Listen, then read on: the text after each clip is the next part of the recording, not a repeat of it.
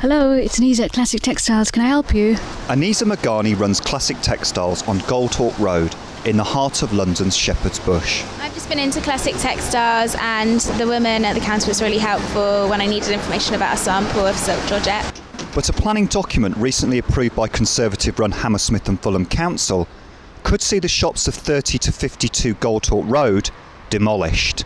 Classic Textile has been here for 50 years, of which I've had it for 30 years, and to lose it would be devastating for us.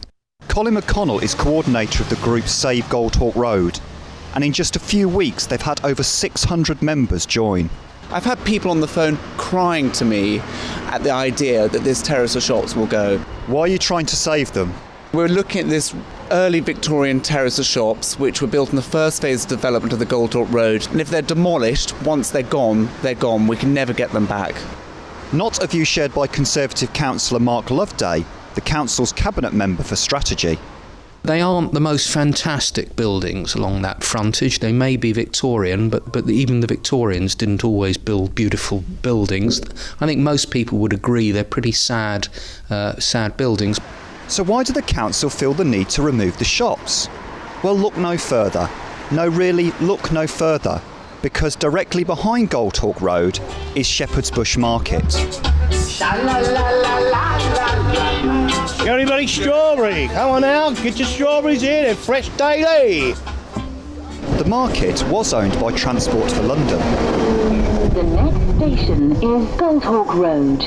But the new owners are Orion Builders, and with the council they've got big plans for the market and surrounding area. Mark Loveday. We intend to provide a new theatre within that site, and the logical way of doing that was to take away at least some of the existing shops which were in a very poor condition.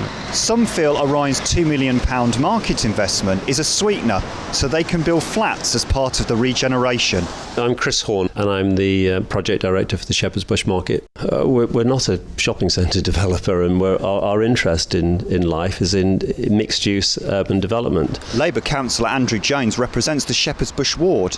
He's concerned with the relationship of Orion and the council. You know, there's this sense that the council is top-down, doing developments that suit them, that are to the benefit of property developers and are not to the benefit of the community. Colin McConnell thinks Orion want to talk to traders on anything except the single biggest issue they want to talk about. Don't demolish Goldhawk Road. I think to speak to Mike from Cook's, the pie and mash shop, would be fantastic, because you'll hear from Mike how important these shops are. I'm Mike Belton. I own the pie and mash shop, currently known as A Cook's. It's been a family business for over 100 years. What would it mean if you lost this property, Mike? It would be devastating. I would lose my business. It seems the traders have a pretty strong opinion, but is it shared by shoppers and residents? They're well known throughout London. I make clothes, they're well known within the fashion industry. If it were to be moved, it's deeply unfair for them. They need knocking down in new row of shops. You look like they're falling down anyway. At a recent cabinet meeting, a petition was submitted by Anisa and other traders with over 1,500 signatures. But Labour leader Stephen Cowan accuses the Conservatives of simply not listening. Many times it will go through the process of consulting, and many times it turns out to be a sham, and I think that's what we witnessed here tonight. Councillor Loveday. Well, I don't think much of the Labour opposition commenting on that. They controlled this council for 30-odd years and they didn't do anything about Shepherd's Bush Market at all.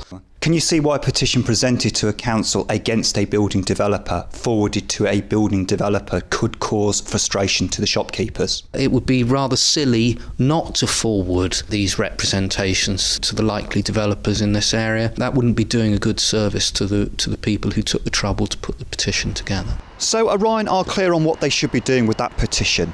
It all seems a bit confusing. I can see why it causes a degree of confusion, and to be honest, if I'm frank, it probably causes me a slight degree of confusion. Ah, OK. Well, in spring 2011, Orion need to submit a formal planning application.